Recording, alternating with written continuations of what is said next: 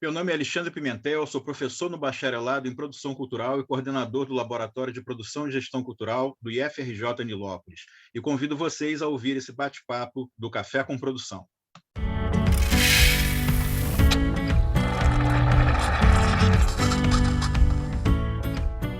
No episódio de hoje, iremos conversar sobre o que são direitos autorais e quais as implicações de não se levar a sério essa temática.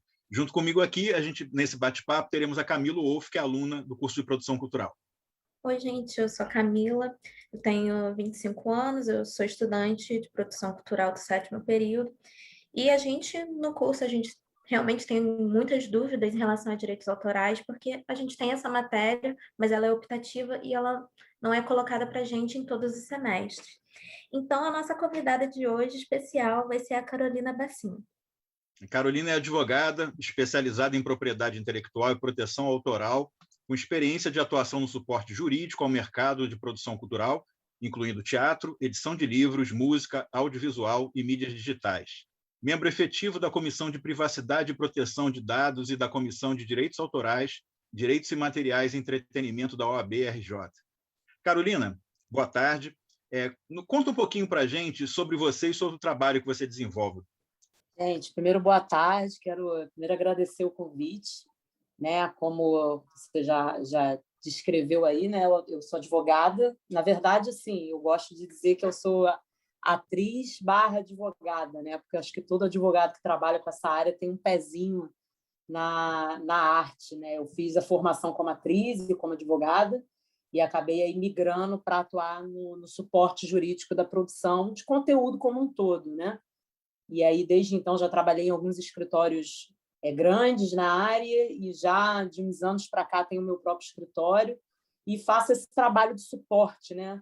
Suporte jurídico, não só ao produtor dentro do contexto de um projeto, por exemplo, como ao artista, como aquele que quer utilizar o conteúdo do artista, como a eventuais patrocinadores. Então, eu acabo atuando dentro dessa grande cadeia produtiva, né? Que é a produção cultural, que tem várias interfaces, né, e vários desdobramentos jurídicos. E é um prazer estar aqui hoje. Obrigado. A gente está aqui na sequência, então. A Camila vai fazer uma pergunta, então, para você. Carolina, direitos autorais é um assunto super importante. Como eu disse, ele não é muito tratado no nosso curso, só sendo uma optativa. Eu queria que você falasse um pouco mais sobre os direitos autorais e sobre a Lei 9.610/98.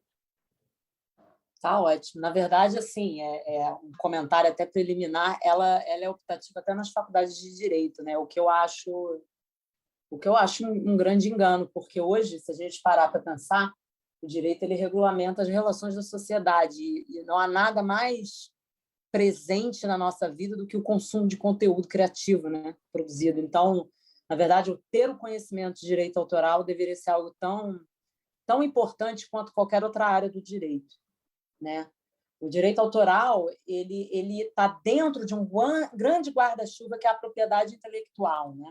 A propriedade intelectual é aquele ramo do direito que cuida de todas as invenções humanas, tudo que a mente eu gosto até de falar a alma humana cria, porque até está na lei que o direito autoral protege as criações do espírito, né? Então, o direito de propriedade intelectual ele é destinado a proteger toda a criação e invenção humana, né? E ele é dividido em dois grandes setores, que é o direito autoral, que é o que a gente vai conversar aqui hoje, que é o que cuida justamente das criações de cunho artístico, né? Da alma, do espírito, e o direito de propriedade industrial, né, que também está no campo da invenção, mas é aquela invenção que tem um caráter mais utilitário, né? E aí é que entram as marcas, as patentes, os modelos utilitários, né? É importante também, aí daria uma outra conversa, a gente falar sobre marca, que é uma coisa que é bastante da realidade da produção cultural também. Mas nesse papo aqui de hoje, direito autoral, vale também esclarecer, né, que o direito autoral ele é regido por essa lei que você falou, a 9.610. A propriedade industrial tem uma lei própria, né, que é a 9.279, de 96. E dentro do direito autoral, a gente vai trabalhar 3 ramos do direito, que é o direito de autor, que é daquele que cria efetivamente, o direito conexo, muita gente confunde um com o outro, o direito conexo é aquele direito do intérprete musical, do ator, na hora que ele está ali encenando alguma coisa. Quer dizer, ele não necessariamente criou aquilo, mas ele é titular do seu direito próprio de interpretação, né? Então, tem os direitos conexos ao autor, né? E dentro dessa lei também, curiosamente, tem os direitos ligados ao software, a criação do software, que a gente também definitivamente não vai falar aqui hoje, né? Mas esses 3 ramos, digamos assim, direito de autor, direito conexo e software, eles estão dentro desse ramo que é o direito autoral, que é o que a gente vai conversar aqui hoje. Você podia falar um pouco para a gente dessa diferença entre direito patrimonial autoral, direito moral, para diferenciar um pouco para a gente essas categorias? Claro. Então, o direito autoral ele tem uma discussão doutrinária muito grande da natureza dele, porque ele tem, digamos assim, uma pegada bem patrimonial mesmo, ou seja, quando você cria uma obra, você pode usufruir, né? Fruir, dispor, vender, alugar. É igual como se fosse um bem material mesmo, né? Aquela obra ela te gera, digamos assim, um retorno material, físico e financeiro, né? Mas, ao mesmo tempo, uma criação ela carrega dentro dela um pedaço da alma do autor, né? Existe ali então, ela tem um cunho também que a gente chama de direito da personalidade, direito pessoal, né? Então, vejamos, vamos pegar aqui um exemplo. Vamos supor que eu crio uma música, uma canção, em homenagem à minha filha, né? E essa canção ela vira um sucesso, ela vira abertura da novela da Globo, né? Eu vou ganhar ali um royalty em cima daquilo, eu vou poder gerar dinheiro com aquela música. Mas existe um direito meu sobre aquela música, que é um direito que a gente chama do direito da paternidade. Aquela música é uma criação minha, é uma cria minha. Ou seja, eu tenho direito de não deixar que uma pessoa faça com aquela canção algum uso que eu considere indevido, que eu considere que afronte aquele meu pedaço da minha alma, digamos assim, que eu coloquei dentro daquela canção, né? Por isso que a gente diz, por exemplo, que os direitos patrimoniais eles são passíveis de cessão, eles são passíveis de licença, né? Eles são alienáveis, né? Você pode negociá-los, né? E eles são basicamente, eles estão previstos no artigo 28 da lei, e é exatamente isso, é o direito de utilizar, fruir e dispor da sua obra literária, artística ou científica, né? Já o direito moral ele tem um caráter mesmo ligado à tutela da personalidade do próprio autor. Ele tem um caráter extrapatrimonial, ele tem um caráter irrenunciável, né? Ou seja, mesmo que eu faça o maior contrato, que eu venda todos os meus direitos, o direito moral ele nunca é vendido. E aí, quais são os principais assim, aspectos, as principais manifestações do direito moral do autor? O primeiro deles eu já falei, que é o de reivindicar a qualquer tempo a autoria daquela obra e de ter o seu nome, pseudônimo, ligado àquela obra, que é o que a gente chama comumente de direito de crédito, né? E aí, dentro do direito de crédito, eu tenho o direito de botar o meu nome ou não, eu posso botar um pseudônimo ou posso querer que aquela obra vá sem um nome, né? É um direito meu. Tem esse direito que é o de assegurar a integridade da obra, que é justamente esse, de você se opor a qualquer alteração ou modificação que você julgue que vai ser prejudicial à ideia que você teve, né? que materializou naquela obra, né? E tem esse direito de retirar de circulação uma obra se eu considerar que aquele uso está sendo assim, feito de forma que, de alguma maneira, afronte a reputação ou a minha imagem. Claro que isso, assim, no direito, isso é muito subjetivo, né? Por exemplo, eu não posso firmar um contrato e vender os direitos da minha música e daqui a 2 meses me dá na telha e eu resolvo mandar tirar. Claro que assim, tudo no direito, todo direito que é exercido, ele tem que ser feito um sistema de pesos e contrapesos de ponderação, né? Há que se ter o bom senso, se respeitar o direito de terceiros. Não é assim, não é dar na veneta do autor ele manda tirar, não é isso. Mas é claro que assim é uma linha fina entre o que você pode ou não fazer com a obra de autor, ainda que ele tenha te cedido. Porque é como se ele tivesse um vínculo eterno com aquela obra, né? A obra ela está ligada à personalidade do autor.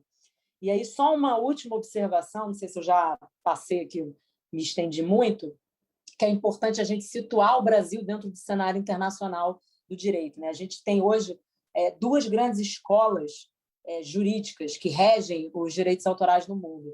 Uma é a nascida na Inglaterra, que é adotada pelos Estados Unidos, que é a que a gente conhece como do copyright, e a outra é adotada na França, que eu não vou saber falar a tradução, mas é direito de autor em francês. Essa escola da França, que é a escola que o Brasil segue, que é a escola que a nossa lei segue, ela visa muito a proteção da pessoa do autor. Então, é uma lei extremamente rígida. É uma lei que realmente conecta muito a obra ao autor e que valoriza demais esses direitos morais. Já a lei norte-americana, a lei britânica do copyright, ela é muito mais fluida, né? Ela dá uma flexibilidade de utilização muito grande para as obras, né? Então, ela tem esse liame, ele é mais frágil, digamos assim. A obra ela tem uma vida própria, mais rapidamente assimilada, digamos assim, do que no direito francês. Mas, de todo modo, no Brasil, o que vigora é isso. Assim, é até importante a gente estar falando isso quando você for fazer um contrato de cessão de direitos, por exemplo, patrimoniais, você nunca cede o crédito, tá? O crédito ele é inalienável, então você sempre, para todo sempre, terá o direito de ter o seu nome ligado àquela obra. E se aquela pessoa para quem você vendeu aquele direito não colocar o seu nome, você pode, inclusive, entrar com uma ação, porque ele está infringindo um direito moral seu de autor. Uma dúvida frequente que tem na produção cultural para os produtores é saber o que não é protegido pela lei dos direitos autorais. Você podia falar um pouco sobre isso para a gente? Posso. Na verdade, assim, a lei, quando a gente vai ver lá, ela tem o rol do que é protegido, que é um monte de coisa, né? E aí, no rol do não protegido, ela já começa dizendo assim, que o que não é protegido são as ideias, né? Direito não protege ideia. E aí isso é uma discussão, de novo, né? Tudo no direito é muito subjetivo. Vou dar um exemplo prático que eu sempre dou nas minhas aulas. Assim, você está numa mesa de bar com seus amigos, você tem uma ideia de um roteiro, né? E aí você conta ali aquele roteiro naquela mesa. Se alguém dali pegar aquela ideia e materializar aquela ideia, transformar aquilo num roteiro, numa coisa e levar adiante, você, infelizmente, você que deu a ideia não vai ter direito a nada, porque é isso, né? O direito ele não protege a ideia. A ideia ela precisa se materializar. E aí tem que tomar um cuidado para não confundir. Materializar não significa que ela tem que virar um livro, porque essa é outra confusão muito grande que as pessoas têm. Por exemplo, eu comprei um livro. É meu o livro, certo? Estou aqui segurando meu livrinho. Posso tirar a cópia dele e sair distribuindo o livro? É meu, eu paguei lá, fui lá na Saraiva e comprei meu livro. Não, o que você comprou foi o bem corpóreo, o suporte que contém aquela obra literária, né? O que é protegido pelo direito autoral é a obra literária, e não o bem corpóreo livre, né? Então, assim, quando eu digo que o direito não protege a ideia que ela precisa ser incorporada, não significa que ela precisa ir para um bem corpóreo, material, ou suporte físico, mas ela precisa ganhar um corpo de obra. Então, por exemplo, eu tenho uma ideia de um roteiro. Eu chego em casa, contei lá na mesa de bar a minha ideia, chego em casa, anota os bullet points, os pontos principais no guardanapo, na mesa de bar, chega em casa, senta na frente do seu computador e faz um argumento ali inicial, sabe? Um esboço mesmo, um resumão do que você falou.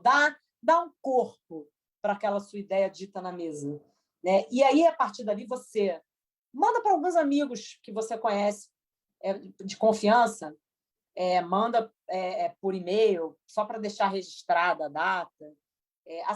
Transforma aquilo em algo material, para que aquilo saia do campo das ideias e vire uma obra. Aí vai falar assim, então quer dizer, Carol, que eu tenho que registrar para ter o direito? Isso é outra confusão. Não. A marca, como eu falei lá no início, a marca, sim, o direito da marca ele nasce com registro. O direito autoral, não. Ele nasce com o nascimento da obra. O que o registro faz é que ele comprova a anterioridade. Então, por exemplo, se amanhã ou depois alguém vir discutir comigo, pô, mas essa ideia aqui já era minha, eu já tive. Eu posso provar que eu tive essa ideia há muito tempo atrás, que eu transformei ela numa obra, que aqui, ó, eu registrei. Aqui, ó, eu mandei esse e-mail aqui para os meus amigos. Hoje em dia, a gente tem várias formas de você registrar online conteúdos, né? Então, assim, eu me alonguei um pouco nessa parte da ideia, porque é a que gera a maior dúvida. Mas o que mais que o direito autoral não protege? Procedimentos normativos, sistemas, por exemplo, um formulário em branco, um esquema, um plano, que tem que ter um conteúdo criativo, entende? Para que seja considerado uma obra autoral. Então, um checklist de regras, um formulário para preenchimento, um esquema, ele não é protegido, né? Leis, textos normativos não são protegidos, até porque a ideia é justamente que tenha ampla difusão, né? Então, informações de uso comum, cadastro, calendário, agendas. Atenção, tá? Não é protegido pelo direito autoral, mas é protegido, por exemplo, cadastro é protegido pela Lei Geral de Proteção de Dados. Aí é um outro papo. Mas, assim, do ponto de vista do direito autoral, é isso. Isso são as coisas que não são protegidas. Muito legal. Uma outra pergunta que também fica com a gente muito é que, com essa chegada das redes sociais, com a gente se aprofundando ainda mais dentro da internet, a produção de conteúdo se tornou cada vez mais comum, né? E como é que a gente trata essa produção de conteúdo, os direitos autorais envolvidos nisso, a gente pegando coisas na internet, imagens, como é que se dá essa relação com os direitos autorais? Perfeito. Na verdade, a internet ela trouxe um desafio enorme, né? E agora, com essa questão da pandemia, a gente está tendo bastante dificuldade de fazer porque se era uma coisa que já era muito difundida agora com a pandemia, por exemplo, a questão das aulas online, né? Antigamente, por exemplo, você tem exceções na legislação que permite você utilizar determinados conteúdos dentro de sala de aula para fins acadêmicos. Mas a partir do momento que você vai para um EAD, por exemplo, aquilo vira um produto audiovisual, né? Até porque quando cai na internet, a coisa meio que foge um pouco do controle, né? E todo o princípio da preservação que o direito autoral traz é justamente esse. Assim, o autor ele precisa ser aquele que autoriza toda e qualquer utilização com a sua obra. Então, quando você não consegue dizer para o autor exatamente qual vai ser o alcance da utilização daquela obra dele, você imagina que isso prejudica um pouco, né? Porque, veja bem, eu, como autor, eu posso autorizar que vocês coloquem um trecho da minha música numa palestra, tá? Que vai ser dada no Instituto tal. Mas aí isso cai na internet, aí alguém pega, remixa, mete num canal do YouTube, e aí alguém vai, sincroniza, faz. Então, assim, na verdade, o desafio que a internet trouxe foi o da ampla circulação do conteúdo e da diversidade de formas de utilização que são criadas a partir dessa circulação, né? Uma diferenciação que eu acho importante a gente fazer, já de cara, que eu poderia até ter dito no início, a gente confunde muito direito de imagem com direito autoral. O direito de imagem ele não tem nada a ver com a lei de direito autoral. O direito de imagem ele é regido pelo Código Civil, pela própria Constituição Federal, e ele tem natureza também de direito de personalidade, né? Ele é um direito pessoal também transferível. Você não cede seu direito de imagem. Eu vejo muito esse erro. Me dá aqui um termo de cessão do seu direito de imagem. Ninguém cede. A gente autoriza o uso, né? O nosso direito de imagem ele é nosso e vai morrer nosso, e depois que a gente morre, nossos herdeiros ainda podem defendê-lo, né? Então, por exemplo, fazendo uma distinção prática do que é direito de imagem e direito autoral. Eu quero utilizar uma foto. Eu peguei uma foto e eu quero utilizar. E naquela foto está retratado um casal se beijando na frente da Torre Eiffel. Certo?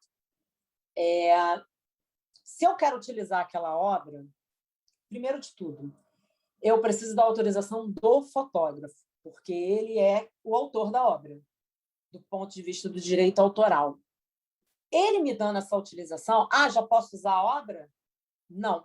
Você precisa da autorização das pessoas retratadas, porque ali há o direito da imagem das pessoas retratadas. Então, certo, no mundo ideal, 100% correto, seria você ter autorização do fotógrafo na qualidade de titular de direito autoral daquela obra fotográfica e das pessoas retratadas, uma vez que é a imagem delas, direito de natureza civil, pessoal, que está ali dentro daquela obra. O que acaba acontecendo muitas vezes na prática é que o fotógrafo, ao tirar aquela foto, ele já autorizou ao fotógrafo a utilização, ele já conseguiu com as pessoas retratadas, perdão, a autorização do direito de imagem delas, né? E aí o certo seria você ter acesso a essa autorização. Então, assim, mas só para explicar como funciona essa cadeia de direitos, né? Até quando a gente vai fazer esse trabalho que a gente chama de clearance de uma obra audiovisual, por exemplo, eu tenho um filme, e aí eu vou fazer o clearance, eu como advogada, faço muito isso. Vejo ali, tem usou trechos de outras obras audiovisuais, de outros filmes, tem que pegar a autorização do diretor, da produtora audiovisual que fez aquele trecho. Utilizou uma música, preciso pegar a autorização do autor e do compositor daquela música. Se é a sincronização de um fonograma, preciso da autorização da respectiva gravadora, que ela é a titular daquele fonograma. E aí, assim, eu abro um super parênteses, música é toda uma cadeia, tá, gente? Música daria um bate-papo só sobre música. Eu acho que das criações artísticas, ela é a que tem a cadeia mais complexa. Então, eu teria que pedir autorização da gravadora. E aí tá lá, e tem uma cena, estou filmando uma cena na rua, no meu filme, e de repente dá um close ali numa pessoa que está passando, que não necessariamente eu contratei como figurante, ela só estava passando na rua. O certinho, seria eu ter autorização ali daquela pessoa que está aparecendo, porque é a imagem dela, tá? Agora, você imagina isso na internet, aí você fala, mas Carolina, você quando posta uma foto sua ali na rede social, seu perfil é aberto. Você está tornando pública a sua foto. Eu estou tornando pública para a utilização de divulgação ali dentro daquela rede social para as pessoas que eu estou indicando ali. Ainda que meu perfil seja aberto, aquilo não é um aval para que uma empresa pegue a minha foto, que está na minha rede social, e coloque na propaganda de um shampoo, e coloque num outdoor, não sei das quantas, né? Então, assim, via de regra, tudo teria que ter autorização. Na prática, o que acaba acontecendo é que dá problema quando? Quando é que dá problema? Quando você faz um uso vexatório daquela imagem, quando você faz uma utilização comercial, então uma empresa pega e pega uma foto sua ali que você postou no carnaval, que você postou no seu Instagram, e coloca ali como propaganda, sei lá, de alguma coisa que ela tá, de uma bebida que ela está vendendo no carnaval, você está lá no outdoor. Isso aí é uma utilização indevida, não só da sua imagem, como de quem tirou a foto, que é o titular do direito autoral sobre aquela foto. Né? Então, acaba que, na prática, acaba dando mais problema esse tipo de utilização. E aí, se me permitem outro super parênteses, um uso que é muito comum feito na internet, e que também é passível de muita discussão, é quando o uso tem fins humorísticos, né? Que é o famoso meme. Né? Aí, assim, trazendo para a lei de direito autoral, a lei de direito autoral ela permite o uso para fins de paródia, né? Vocês já devem ter ouvido falar. Então, quando você pega uma música, faz uma música em cima daquilo, então, assim, você faz uma brincadeira, né? Um tom jocoso em cima daquela canção, ou, enfim, daquele quadro. A lei de direito autoral ela permite, porque ela preza por um outro direito, que é o direito de liberdade de expressão. Então, dentro da dinâmica ali do direito de liberdade de expressão, é permitida a paródia. Claro que, como tudo no direito, é caso a caso, tá? Se vocês entrarem num site aí do TJ da vida, de um tribunal, você vai ver que tem vários julgados e realmente cada caso é um caso. E aí, trazendo para o meme, existe hoje uma tolerância no uso de determinadas imagens quando há esse fim jocoso, um pouco dentro dessa dinâmica de liberdade de expressão. Mas nenhum direito é absoluto, tá? O que significa que nada impede que uma pessoa que está sendo retratada num meme ela venha processar quem está utilizando. A gente teve recentemente aí um caso daquele meme dos R$3, não sei se vocês conhecem, certamente, daquela menina do R$3, que ela foi naquele programa, que ela processou algumas empresas que utilizaram da voz. Sim, eu estou falando da imagem, tem a voz também, tá? A voz também é protegida. Que utilizaram a imagem, a voz dela, que virou meme numa utilização comercial, né? Então, assim, é um pouco isso. Assim, a internet, ela só parece um campo sem lei, mas ela não é, não. Né? Então, assim, tem alguns cuidados que é importante você tomar quando você está utilizando um conteúdo de terceiros ou uma imagem de terceiros na internet. Um é evitar esse uso depreciativo, né? Definitivamente não fazer uso comercial sem autorização, isso aí. Não que você precise ter fins lucrativos para ter que pedir autorização, tá? Que é essa outra lenda urbana. Tem gente que acha assim, eu só preciso pedir autorização se eu fizer um uso com fins lucrativos. Não. Qualquer uso precisa de autorização, mas acaba dando mais problema e virando mais ação judicial quando o fim é comercial. Então, assim, não fazer uso comercial sem prévia autorização, não fazer uso depreciativo. Sempre que for usar, tem aquela cortesia de perguntar antes se pode usar, se é uma pessoa que você conhece. Sempre dar crédito, sempre dar crédito. Ainda que você não saiba exatamente quem tirou aquela foto, você viu no perfil, marca o perfil de onde você tirou aquele... Estou falando agora especificamente de rede social. Você tirou do perfil do Mídia Ninja? Você tirou do perfil, sei lá, do Razões para Acreditar, que é uma página que eu amo?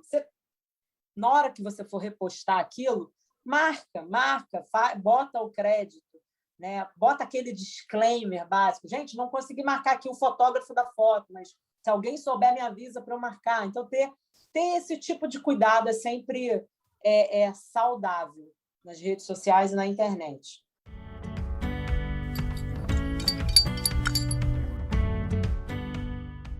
Maravilha.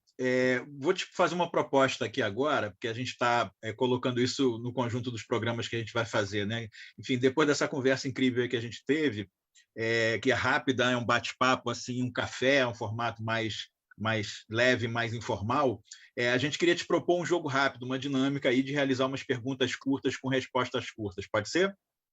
Pode, claro. Então, vamos lá.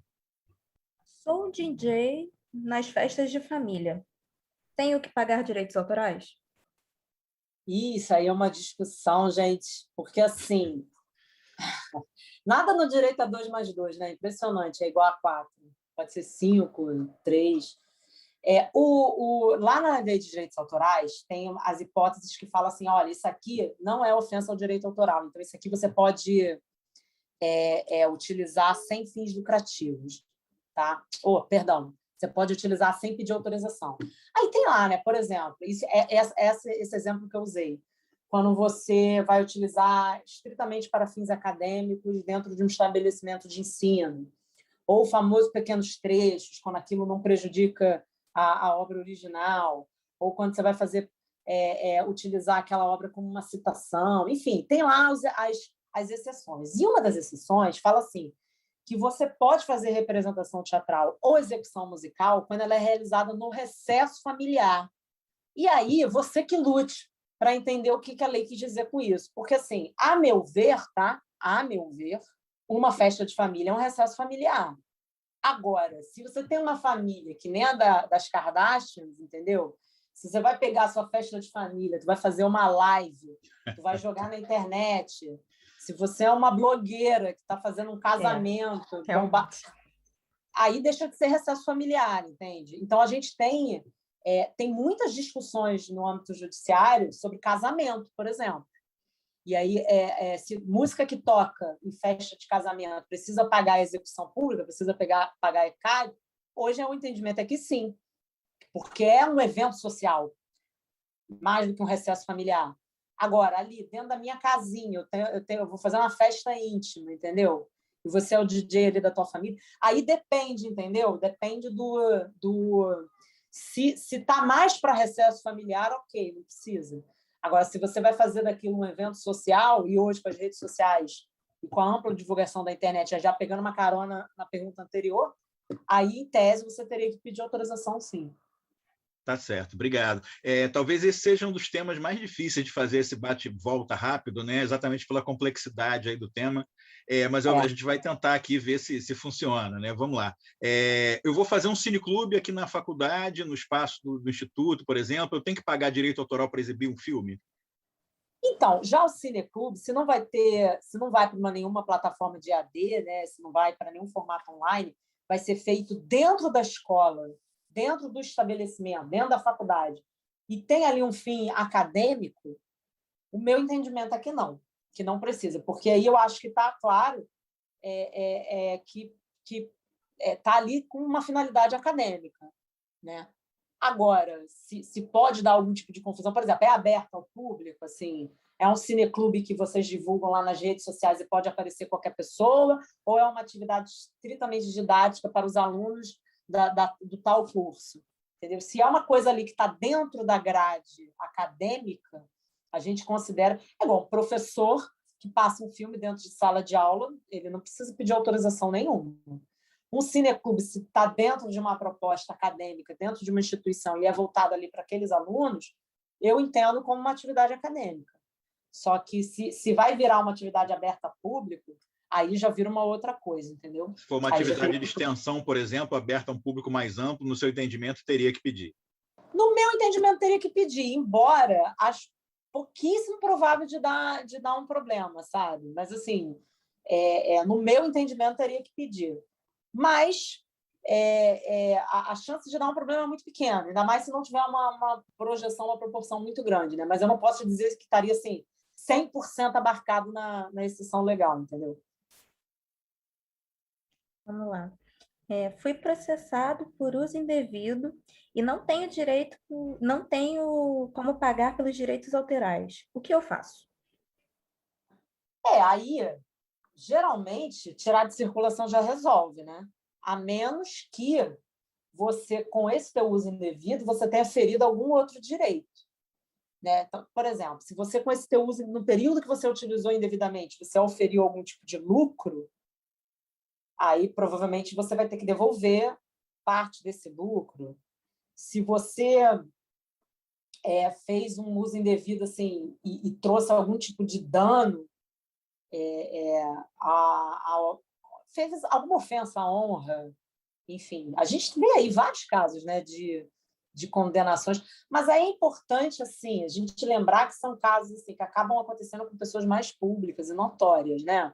Uma coisa é eu chegar ali, eu na fila do pão, quem sou eu, falar alguma coisa, outra coisa é um youtuber com 1 milhão de seguidores falar alguma coisa no canal dele. Tudo é a projeção, né? Mas, assim, se você, com essa tua utilização, feriu outros direitos, pode ser que o juiz ali, na análise daquele caso, ele arbitre ali alguma indenização para fins de dano moral. O Brasil não é um país que arbitre indenizações muito altas de direito moral. Tá? A gente não tem como, por exemplo, nos Estados Unidos, isso é uma prática um pouco mais comum. Assim, as indenizações lá são exorbitantes. Mas tem, não vou dizer que não tem. Aqui tem, a gente tem acompanhado aí na internet alguns casos de pessoas que falaram demais, falaram que não deviam e estão tendo que pagar. Né? Então, assim, mas para o uso em si da obra, fiz um trabalho ali, fiz um projeto e inseri uma obra ali, não pedi autorização, não tenho como negociar com aquele titular, ele não quer, não tenho grana para pagar. Acho que a providência número 1 é tirar aquela obra de circulação, né? Ou editar o teu produto final de modo que você retire aquela parte ali que está dando aquele problema.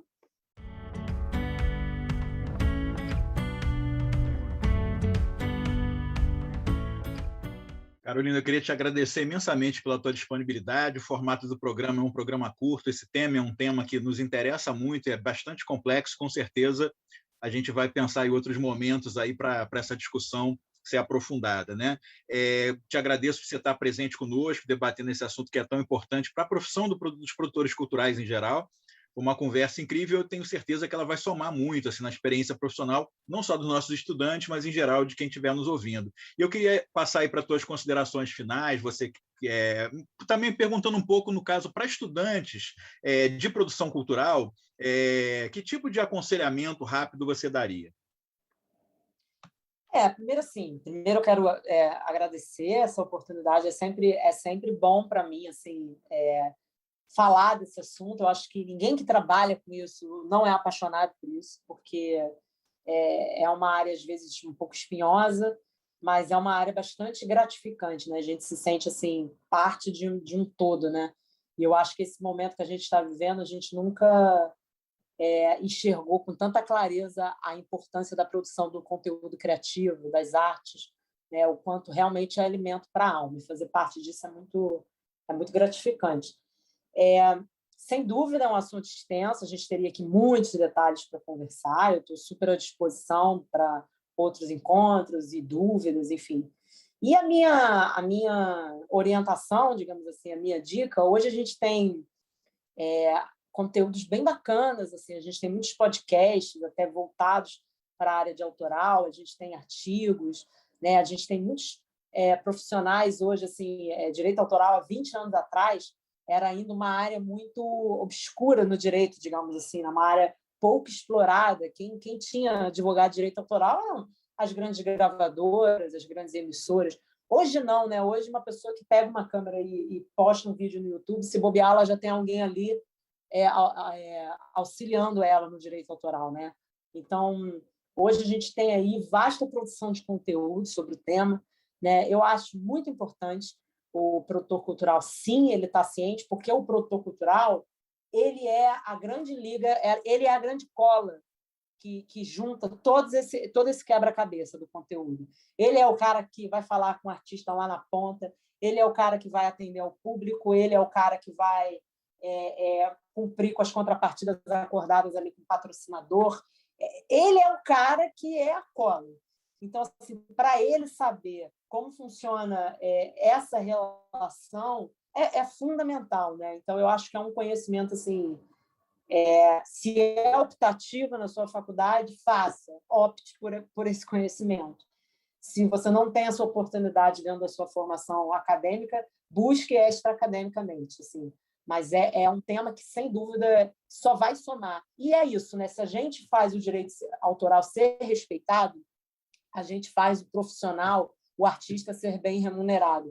E o artista sendo bem remunerado, ele vai continuar produzindo, né? Então, o direito autoral, na verdade, ele é quase que uma ferramenta de sobrevivência da própria produção da cultura, né? Muito mais do que, que chato, eu tenho que saber se eu tenho que pedir autorização a pagar. Mas se a gente entende que aquilo dali é o combustível, é o fomento, é o que alimenta a produção daquele conteúdo, é do interesse de todos que o artista receba bem, né? Que ele ganhe pelo que ele produziu, né? Então, a minha dica é essa. Muito obrigada, Carolina. Muito obrigada a todo mundo que está aqui ouvindo a gente. E nos acompanhem nas redes sociais para saber os próximos episódios. E até a próxima. Obrigado, Carolina, mais uma vez. Esse é um projeto aqui que a gente está fazendo pelo Laboratório de Produção e Gestão Cultural, do Bacharelado de Produção Cultural do IFRJ Nilópolis, em parceria aqui com a turma de desenvolvimento orientado de projeto. Então, mais uma vez, a gente queria agradecer a Carolina Bacim por ter compartilhado esse tempo dela aí com a gente e compartilhado esses conhecimentos. Obrigado e assistam os nossos próximos programas. Abraços.